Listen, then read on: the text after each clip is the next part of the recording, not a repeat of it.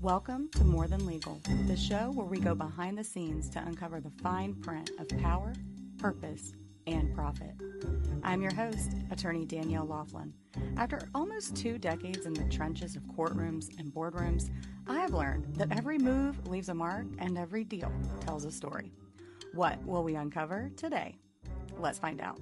Hey, real quick, before we dive into the episode, remember, nothing you hear on this podcast is intended to be legal, financial, or tax advice. I invite you to contact any of the guests you hear by looking in the show notes for their contact information, or if you'd like to reach out to me, you can find my contact information at daniellelaughlin.com. All right, now let's get into it. Hey, welcome back to More Than Legal. I'm your host, Danielle Laughlin, and I am so excited to introduce you to somebody I've known in the local community here for a few years who is really just an incredible person that has so much value to offer the listeners today. His name is Ray Godleski, and he is the founder and president of Southeast Wealth Partners, where he helps business owners plan for their financial future. And he does a variety of things. So I'm going to allow him to tell you more specifically so I don't get it wrong. But Yeah. Ray, thank you so much for joining me today. I'm Yeah. really excited to talk to you. We talked on your podcast a few weeks Yeah. ago. Yeah. No, So, thank you, Danielle. And yeah, we loved having you on our show a couple weeks ago, and I'm glad to be here today. And so, I'm a certified financial planner, and for business owners, we have processes in place that really help them make hopefully immediate improvements. And a lot of that is around tax planning, estate planning, certainly. What are we doing investment wise, and are we looking at risk as well? So I'm sure we'll get into more details, but we love working with business owners, whether they're a solopreneur or they have many employees. great. That's one of the things that you and I connected on. Also, you have such a passion for community work too, which I really appreciate. And you're always trying to promote just up and coming business owners, even outside of your client book. You just seem to have a passion for that I think we both share. So I'm really excited to hear what you have to say today. Thank you. So let's start like really from the basics because a lot of our audience, you know, a lot of our audience is kind of in the middle of life, right? They're kind of midlifers, I guess that you could say. And that means that they've had some traction in their business. They usually have families. Those families typically have children, and most of them are not quite to a retirement place, but are hoping to get there. And we know for business owners, sometimes that can be challenging because you don't have that consistent paycheck from your boss and the 401k match unless you're creating that for yourself and stuff like that. So that's kind of where we anchor, I think, the audience, Ray, in terms of like, where are they? So I kind of want to start there, assuming that those who are listening are planning for retirement. They're not quite there yet. They've got a family that they're growing. Maybe they're like me, they've sent some kids to college. We just did that this year. And there's a lot on the horizon. So when you meet with someone like that, what is your first step with them? What do you ask them initially to get them to start thinking more deliberately about what that looks like? Yeah, so there really is so many different things that need to be discussed and figured out. So what you try to do is get a snapshot pretty quickly on where is the business at, meaning ownership, cash flow. Take a look at last year's tax returns. How's this year going so far? How are you feeling about next year? And then just through really experience, repetition, and building out a good network ourselves, we can typically prioritize, where's a good starting point. Anything that's got, it's time sensitive, that's going to be a good place to start at. I'm not a fan of overwhelming someone, right? But on the flip side, we are holistic, we are comprehensive, so we don't want to overlook something that could be rather important. So oftentimes we're taking notes and it may be something that's not super time, sensitive, but it is important. And so we'll kind of put in a note, and we're going to circle back to that as other parts of the plan start to get implemented. Great. I love a good plan, you know. What are the first, second, and third steps? And I think obviously entrepreneurs like that too, especially once they are building real wealth. Hmm. So, most of the time, based on my experience with what we do, because we have a similar client base as you, most of the time, what I see is that we've got a primary residence. Maybe we've got an investment property, maybe more than one. We've got maybe some stock holdings in a retirement fund or a market account. We've Right. got maybe some 529s where, there's a lot of different mechanisms out there of how people build wealth. As you look at that plan and folks start making those decisions, you mentioned things that are time sensitive. Hmm. How would you help someone discern what time sensitive means from a financial planning Right. standpoint? Because I think you and I probably have a different idea of time sensitivity compared to most entrepreneurs, even though Right. Right. we are entrepreneurs, but we're maybe a little more maybe a Right. little less risk tolerant.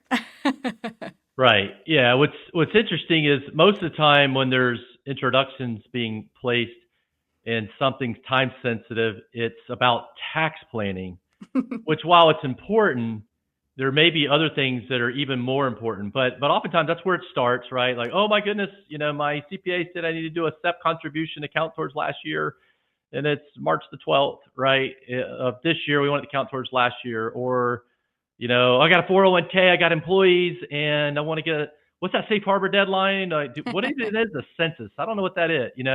So that's common, like when things got kind of get started, and those are important. Those are time sensitive, and we want to be able to try to be helpful in getting those things accomplished. But I would say more importantly, typically what I've found is, well, what's in place with the business around, first of all, what's ownership like, right? Mhm. Mhm. So they worked with somebody like you, they know, right? Right. They're an S corp, Hopefully. they're an LLC, they're a partnership. There's more than one owner, right? Or there's only one owner. So we want to figure that piece out so that we can make sure the business is protected. And it's, you mentioned family. Well, how's the family protected, right? So that's not just life insurance. It could be disability, right? So we want to figure those things out pretty early on. And if there are multiple owners, what kind of operating agreements are in place, if any? Are there buy-sell agreements? Are those properly funded? So those are a key person, right? So those are some areas that are very time sensitive. There's a colleague of mine. We used to be at the same uh, independent broker dealer many years ago, and his saying, I kind of liked it. I'll take it today, right? He'd always say, "What happens to the business if you walk outside tomorrow and get hit by a Budweiser truck?" So Yeah. you're no longer here, you're disabled. What happens? And so that question needs to be answered. Agree. And I think that those are the questions that I think all humans want to avoid, which is worst case scenario kind of doomsday. And I think a lot of times the fear of those conversations is what prevents business owners from taking proactive steps, like you mentioned with operating agreements, and obviously, most importantly, when there is more than one owner of an LLC or shareholders, whatever kind of entity structure you're looking at. I see often this. It's almost like a wishful thinking. It's all just going to work out for Mhm. me. I'm not the person who's going to experience disability. I'm not the person whose partner is going to not hold up their end of the bargain. I'm not the person whose company is going to be completely overhauled and disrupted by AI. Whatever. Mhm. Okay. Right. And so you and I, amongst other professionals like ourselves, we are trying to help them realize just how time sensitive this stuff is. So I appreciate that you view those items as time sensitive because they're unpredictable. See, a penalty for paying taxes late or not getting your safe harbor in or whatever is a momentary penalty and it's Mhm. important, Right. but that's going to be far less impactful if the Budweiser truck comes around the corner. Right. Right. And, and so it's like we talk about like risk from an impact and probability standpoint. Do you have any frameworks that you try to help your clients understand these ideas with you when you're helping them decide what vehicle to use or what is taking Mhm. priority? Right. Yeah. So following a process is really helpful. That way stuff doesn't kind of slip through the cracks. And so you mentioned risk and return, or risk reward. That's a really important concept. And it's not just investments, right? It could be your your legal structure.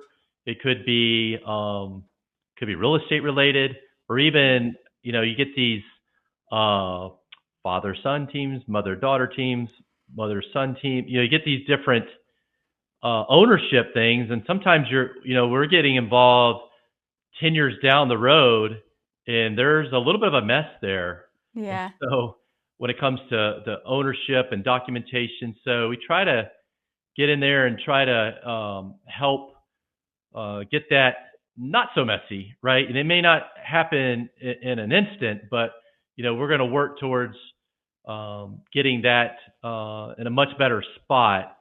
And we are thinking about tax efficiency as well. So you mentioned so 401k is something that's usually kind of a thing that people will start with when they have employees, and that's there for the rank and file, and those are great. Um, but those more maturing in businesses, what I found, at least on the privately held businesses, they're making good money, they got good net income, and they're like, man, paying a lot in taxes, right? Yes. And Yes. so we try to come up with ways that can be, writing off stuff is, that's fine, right? But how many trucks do you need? And so it's like I start to look at maybe some defined benefit plans might be right for that business, and they may have heard horror stories about it, or and maybe that's not so true if it's done correctly. And they start to learn, like, oh, wait a minute, you're telling me my $2 million income I'm making a year, now I can actually have 400 something thousand dollars going towards me, right, in my Right. own account. That starts to, really the light bulb goes off and the ears start to really listen, like, show me how, let's look at this, right? Yes. And we can be, or maybe they want to be more discriminative. And I don't mean that in a negative light. I just mean more, I do have a key person, right? And I want to kind of help them. How do we do that? That's maybe not involving a risk, it's involving other means to get there. And so we can do that. And then the 401k is more for your rank and file. But it's so important that they're doing things in a compliant manner. What owners don't want to do is get into these plans, especially like a 401k, and maybe they're the fiduciary and they don't even know they are the They don't fiduciary. they don't They know they that. need to Yeah. know that, and they need to be really taking steps to kind of protect their own interest from a compliance standpoint. So I see that too. Like, it's really important that they're um, they're doing things in a compliant manner. Absolutely. And it's very complicated. I think that's something else that can be a challenge sometimes in helping clients make informed decisions because if you come to a firm like ours, we do more of a general counsel and we have like specific areas where I would call us experts, right? But there are boutique firms that specifically deal with benefits, ERISA, Hmm. all of these very specialized and highly regulated aspects of employment benefits, right? So there's also just this layer of complexity that starts to build up, and they don't necessarily realize it as they're going along, right? And Hmm. then like you said, they get to this place where they are making money and it's like, okay, we need a team. We need a team here. Mhm. So, can you talk about that? Like, what do you view as a good bench, a good advisory group for a business? Let's go with what you're saying here, a family owned business where Mhm. maybe there's a generational ownership, right? Right. Right. What would you suggest to them in terms of the types of professionals in addition to someone like yourself or someone Mhm. like me that they might want to start talking to? Right. So for business owners, like you mentioned this example, maybe it's a family-owned business. A lot of times, at least for when we're working with folks, we have built that bench you're talking about so that when we're working with them, they're the owners of the team, right? It's their team, their goals, their mission, what's their vision. We want to learn that. And so I try, but think of us almost like a general manager, right? Mm-hmm, mm-hmm. When they need something, let us know, and then we'll get the people in place to handle that. Whether that's oftentimes they're going to have a CPA, but it's possible maybe they've outgrown that CPA, or maybe they've done it Mm-hmm. on their own because there's a spouse or a relative in mind, and now that they've kind of grown and they're like, ooh, I really want to hire somebody outside, so we can help make introductions in that vein. Same thing, right? There's an attorney involved. We can help make those introductions. Or it could even be maybe there's something inside the business, whether it's marketing, operational. Maybe they want a specialist.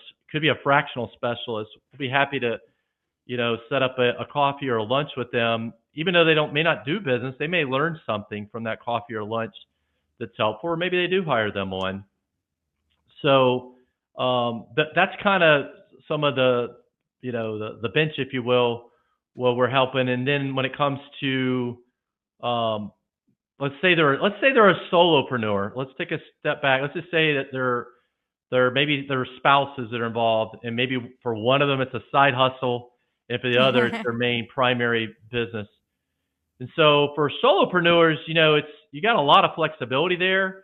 And so one of the things from a trend standpoint that I see this is definitely trending up would be a solo 401k. So they may have a 401k from their corporate experience. They could do a direct rollover into that solo 401k, and now they've got the ability to put in quite a bit of money depending on their profits.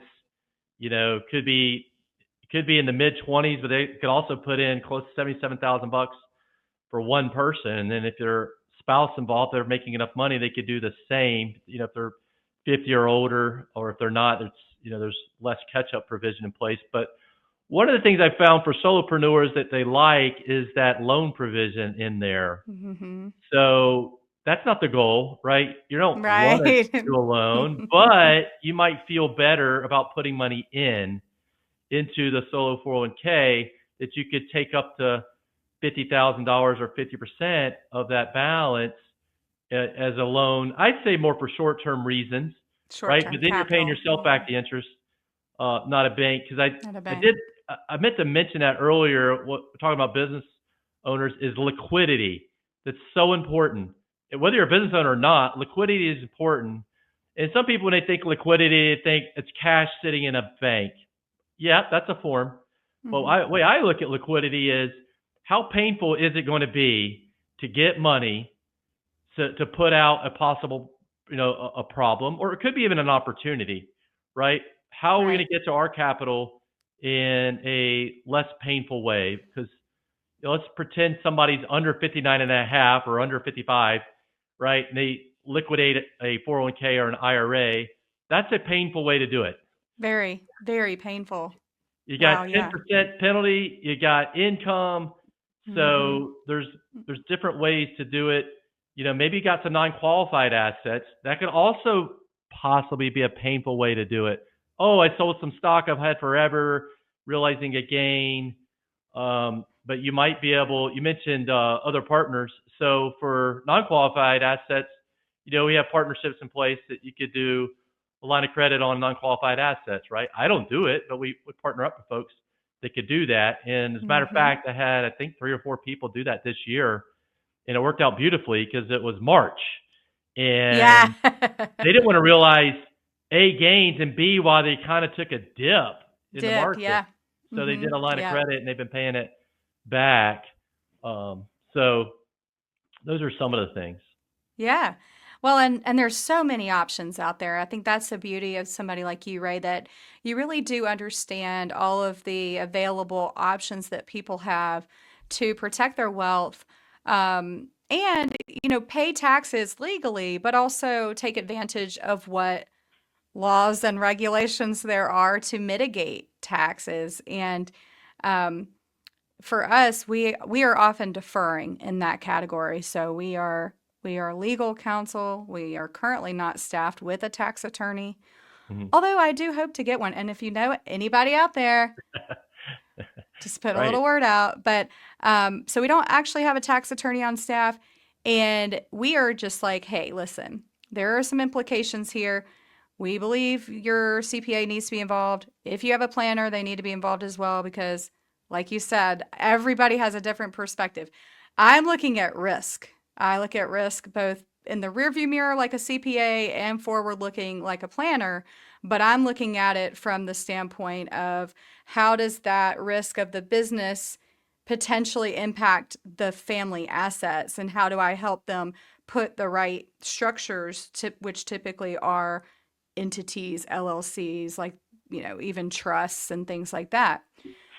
How do you view when you're having these conversations? Most of the time, folks are going to have CPAs. Hmm. Some people do their own books. I strongly recommend they get a bookkeeper for that, Hmm. but some people do their own books and just kind of hand it over to the CPA at the end of the year. And then I see exactly what you kind of started this conversation with, which is, oh no, I just handed everything over and now I have a big, big problem because there was nobody driving me this past 365 days. Hmm. But I had a little map that I was supposed to be looking at and I didn't look at it. And so I sort of ended up in this place that I was warned I could end up in, but nobody was sitting next to me as I was driving along, making sure I didn't. Hmm. And I kind of feel like that's sometimes how CPA work feels to clients, where they feel like they didn't get fair warning. Hmm. And I try to help them understand, no, that the job of the CPA is compliance to the tax code. Like Right. that's exactly their job. That's their sole job, is to make sure that you comply with the tax code, not to do forward looking, but some do. Hmm. Can you speak to that? Can you speak to where would a CPA that was a forward looking, planning, projecting accountant who wanted to help them not just look in the rearview mirror, where would that person end? Hmm. And where would you pick up? How can they think about the advice that they're receiving from these two parties? Yeah. So different CPAs are going to have different levels of engagement. And one thing I've seen out there, and I always like hearing that they have a CPA, and we try to collaborate, right? And CC and emails and things like that. But one of the things I've seen is sometimes the communication and the expectations between the CPA and the client is not on the same page. For example, you mentioned bookkeeping. Well, if you're doing your own bookkeeping or you have a separate bookkeeper from the CPA, right? What information the CPA gets is they're just going to be able to work with that. So if the information they're given isn't that great, right? If you're writing stuff off that maybe doesn't need to be written off, that's not CPA's fault. They're going off what you sent them. So it's important that you keep in the records, right? So you want to make sure that's happening. But then as the business evolves, it may get past that particular CPA's kind of comfort level. They may not say that, but it might, right? And so then you got to Mm-hmm. really know. And so that's where for financial planners, some of us, we try to really look out to the future and say, where is this headed? And, we may have to bring on board, maybe you keep the same CPA for your personal return and bring on another one for the business. Because if you're transferring ownership, you just got to really make sure that's going the way you want. And so from tax planning perspective, here's something people don't think about. but they should, is who are we tax planning for, right? So are we tax planning for, let's say there's a couple involved, for you guys right now, for that, or we're doing it for the next generation, or what people don't think about and should think about is what happens if one predeceases the other. Now we're tax planning for one, and your tax bracket just got cut in half. Your Hmm. expenses, I guarantee you, did not get cut in half when one predeceases the other, but the tax bracket did. And so, just like real estate, you got to think about that. I mean, I hear it all the time. Oh, yeah, I sold this property, and now I'm giving it to my kids. And like, maybe could have held on Right. to it.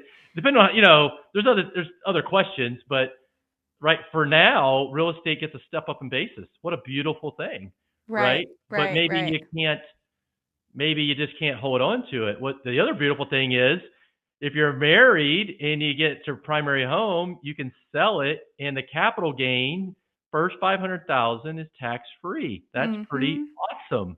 Pretty It's awesome. not how much your check is, right? If the sell the property, they give you a $2 million check because you had no mortgage on the property, but maybe your cost basis, is 1.5. That's great. Well, what if it's 1.2? Not the end of the Mm. world. $300,000 you're paying a cap gain on. But I've also seen it where when now they're the widower or widow, that cap gain just got cut in half, 250. You got an extra year there, but so there's really there's a lot to think about. A lot. So But much. it can be done. It comes up in a consultation. You start asking the right questions and start to figure it out. Yes, and I think too that I'm always encouraged when I meet other professionals that take a more collaborative approach. Mm-hmm. The biggest red flag I see is like the I know everything. Like I've had clients where, oh, my CPA created my operating agreement. And I'm like, well, that's great.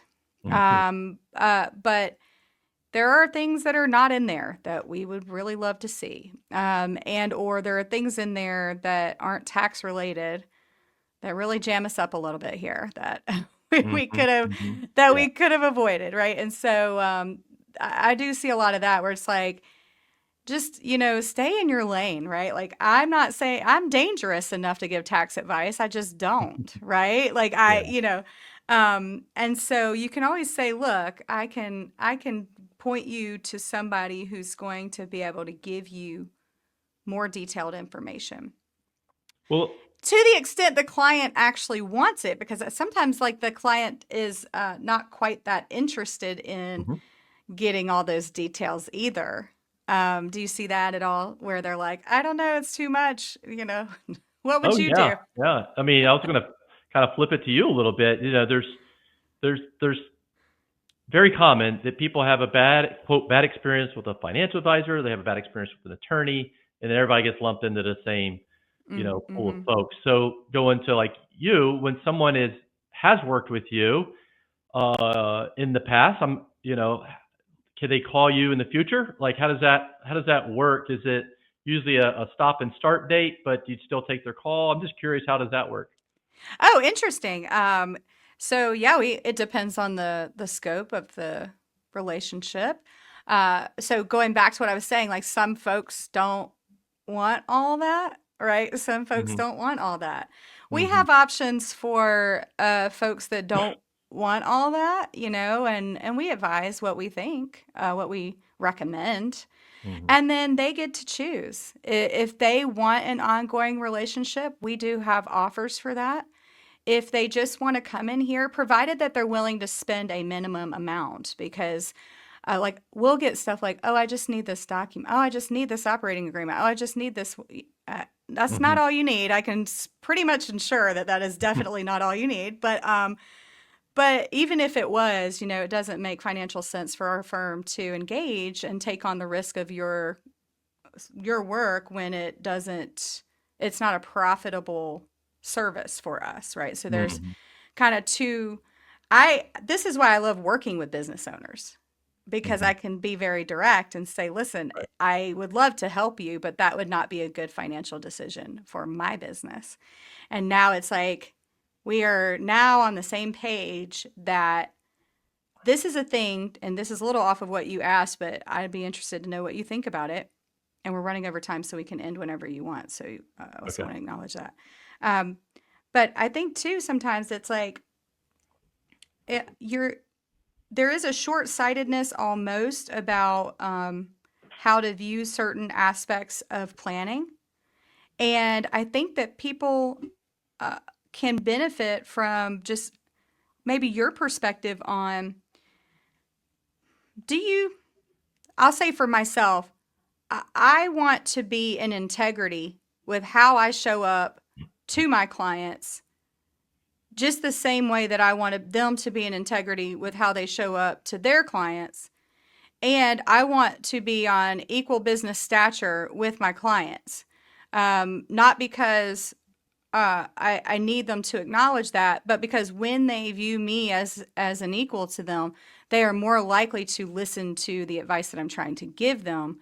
Whereas if their view of me is that I am just a vendor or a cost center Mhm. or something like that, they don't really get the true benefit because they honestly just can't receive that. It's Mhm. almost like they have to have a certain mindset about their professional bench, their advisory bench.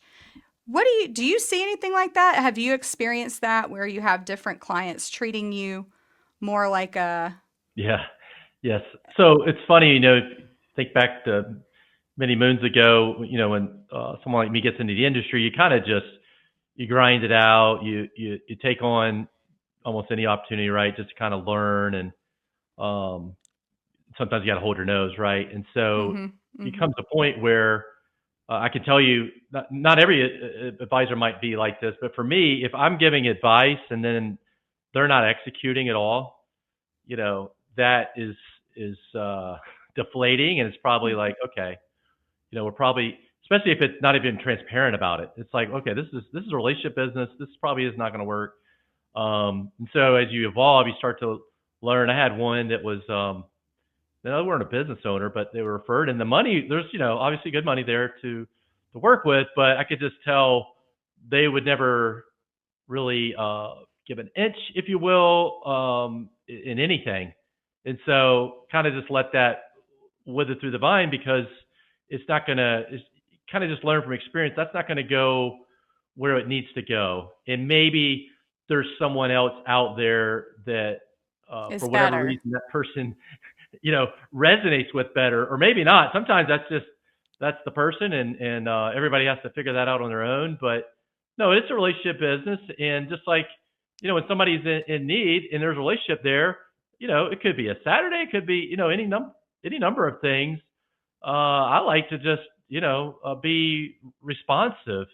I've just always, that's kind of always been how I roll, because if something is not being responded to, it causes me anxiety, and I don't want to not be responsive. Whereas truth is, as those business owners are out there, well, what's important to a business owner is to really figure out what's noise, what's not, put the focus on, what's going to get that business to the next level, and try to work on the business and not always in the business, right? That's how you get to the next level as a business owner. Absolutely. And I think that's really a good way too, because you and I both we own our businesses. You can empathize, right? We're growing families, we're growing businesses. We have the same challenges and opportunities as clients, and so I love that because well, there's kind of two things. We hired an estate planning lawyer to do our estate plan. Hmm. We hire financial planners. We hire advisors. We have CPAs. We have a bookkeeper. We have all these other people, bankers, you name it, insurance brokers. We pay those people to help us do the things that we generally understand, we generally could do and figure out.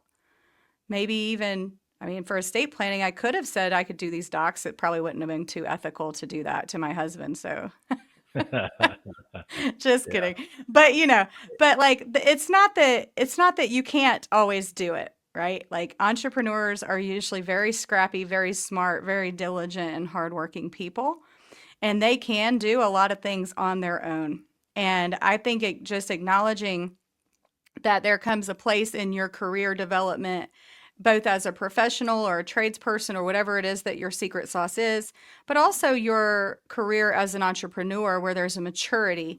And so it's the maturity of the expertise that you have, and then it's the maturity of the business ownership that you eventually get to as well, where you said, I got to cut out the noise, and I got to, and so, and it's challenging sometimes because you care about people and you do want to help.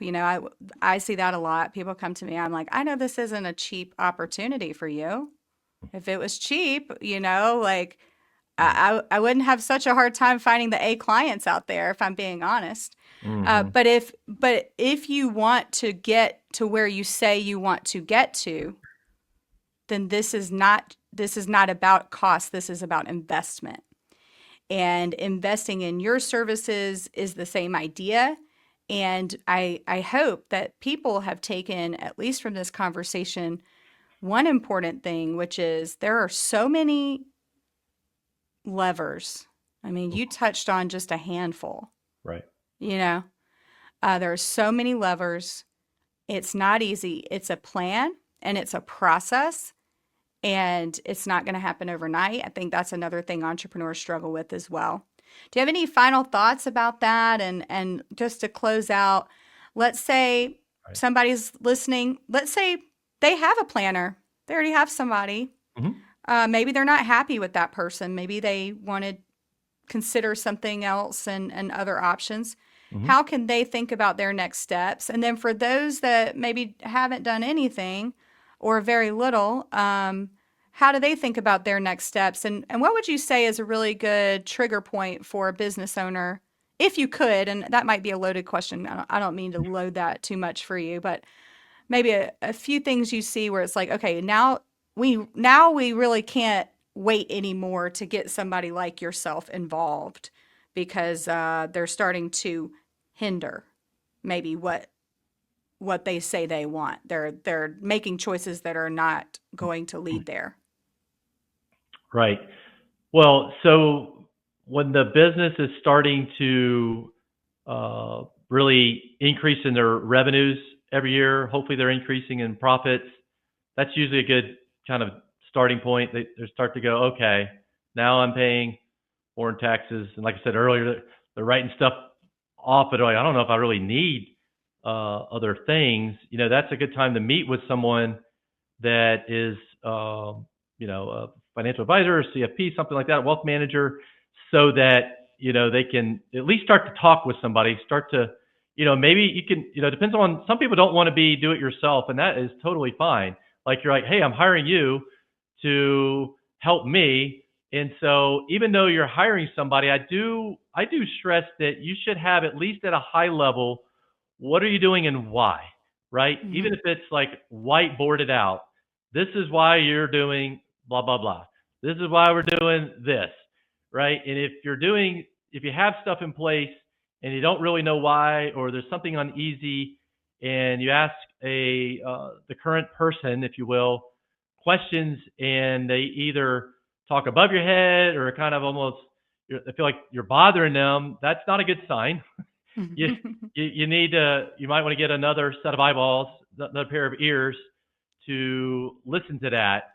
And if you're doing it on your own, and kind of instinctively, you're like, things are starting to really grow. I might just want to, talk to somebody, at least talk to somebody that has experience with business owners. Doesn't necessarily have to be that industry. I think that's could be helpful, but at least they can share a story that's similar to yours, so you can start to get a comfort level on what kind of actions you need to take. Because a lot of times it's just, there's a lot there, and it's helpful when somebody can work with you and kind of demonstrate, this is why we're going to take this action next.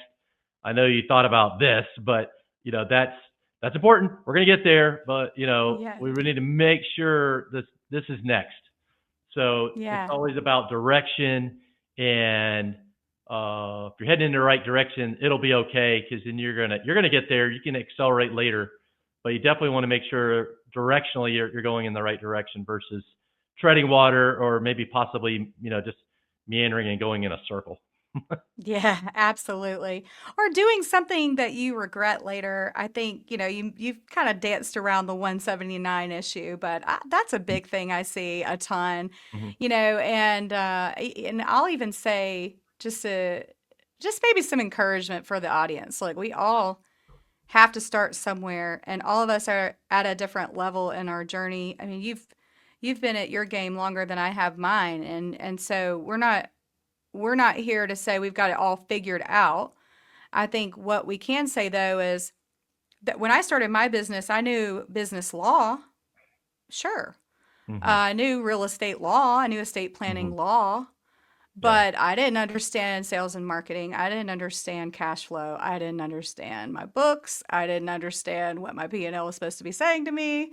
Mm-hmm. I took a lot of tax advice, even though I had taken tax law. I would take the advice because I thought that person might be smarter than me. So we've all done a lot of things and started at different places. I think that's important too, to kind of just encourage everybody out there. It's never too late. So no matter where you are with your plan, even if you have folks that you've been working with for a really long time, sometimes it's time to level up and just make a change. So like Ray said, you have eyeballs, and fresh eyeballs can be a good thing. So please, if you find value with what Ray's talking about and you want to get in touch with him, we're going to put his contact information in the show notes. But also, Ray, how can somebody get in touch with you if they want to learn more about what you do? Sure. You can just go to our website, www.southeastwealthpartners.com. There's lots of free resources there to look at. You can contact us to set up an appointment. And we do have a podcast as well. So if anybody ever wants to listen to that show, or send in a question, we do have some Q&A episodes that we like to do throughout the year. And that podcast is Financially Fluent, which you can find on Apple, Spotify, and YouTube platforms like that. Great. Definitely check out Ray's podcast if you're interested in financial freedom, as I think we all are if you're listening to this podcast. So thank you so much, Ray. It's always a pleasure to see you. And also thank you for ignoring my technical glitches before we got started. A little a Yeah, little transparency there. So I appreciate right. you staying longer. Yeah, And thank you. see you soon. All right. See you next time. Thank you for listening to the show. Remember, stay sharp, stay curious, and stay tuned for our next episode. Bye for now.